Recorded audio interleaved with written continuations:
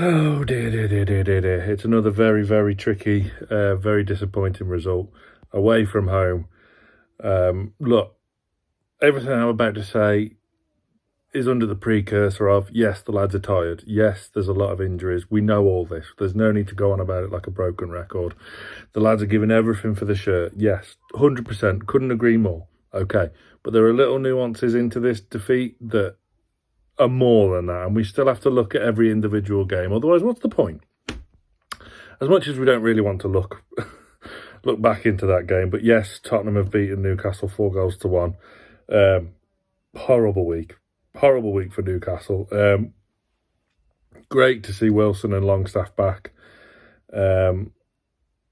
but Spurs were on top. It could have been more than 4, and probably should have been more than 4. It could have been 5 or 6. They could have done to us what we did to them at St James's earlier in the year, and we could not have complained. We were very poor.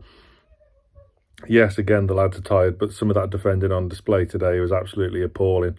Son's had Trippier on toast. 2 elite players, might I add, in the Premier League. You know, this is a high-quality battle, but there's no doubt about it. Son has had Trippier on toast. And, he's had a very, very tough day at the office. Got a yellow card, so Trippier is now suspended for the Fulham game on Saturday. And to be honest, it's probably not a bad thing. He needs he's earned his rest. Of course, we've got Milan on Wednesday before we can think about Fulham.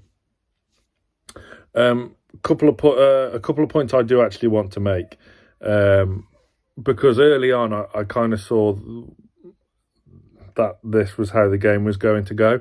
It reminded me a lot of the game in August at Brighton. Brighton and Spurs both set up against us in a 4-2-3-1, which I think totally exposes our 4-3-3. They get so many bodies in midfield, and Son, Kulusevski, Brennan Johnson, bags of pace, bags of ability. They get so much time and space in between our lines. And it really, really exploited our system today. And Eddie Howe did nothing to compensate that. You might argue, okay, what could he do? What can he do to bring it on? But, there has to be a plan B. We used to, the previous regime, we used to go on and on about there's no plan B. And there wasn't today. We were totally exposed by our system and by the way. I don't know why other teams haven't kind of lined up against us in that style, because it totally destroys us. That 4-2-3-1. As I say, so much space between the lines, puts so much pressure on our defence in the midfield. Midfield were off it today. Joe Linton's put a great shift in and got a cracking consolation. But it's of course it's tough, and I'm not kicking the boot in too hard, but there has to be some criticism after a 4-1 defeat on the back of a 3-0 defeat. That's football, I'm afraid. You got to take the rough with the smooth. Look, we're still having an amazing time of it, and we've got a Champions League kind of decider, if you like, on Wednesday, which is still surreal. And yes, we've come a long way, and yes, the squad isn't there depth-wise yet, but it was poor today. Isaac, for me, has had 0 service. Could have had a chance to arguably put us in the lead early doors, but for a fantastic piece of defending from Ben Davis, Isaac would have buried it. That's the only sniff of goal Isaac's had in the past 2 games. Gordon looks knackered, looks completely shot. Almiron, as we know, has always blown hot and cold, and he is blowing ice cold. He was red hot against PSG in Paris the other week. He was fantastic, superb. Since then, he's been absolutely woeful, and was today. Blowing very cold at the moment. But he'll blow hot again, I'm sure, soon, hopefully. The away form is an issue, and it's a big issue now. And it makes these kind of results make you appreciate just how good last season was, and just how amazing last season was, going to Spurs, going to West Ham and picking up wins. Whereas this season, we've had a draw at West Ham and we've lost to Bournemouth, Everton, and now Spurs as well. Look, I don't think we'll get Champions League football again for next season. There's nothing really wrong with that. We're still way ahead of schedule, and still above and beyond our expectations so soon, because like I just said, the squad isn't there, that isn't there yet. There's still depth issues.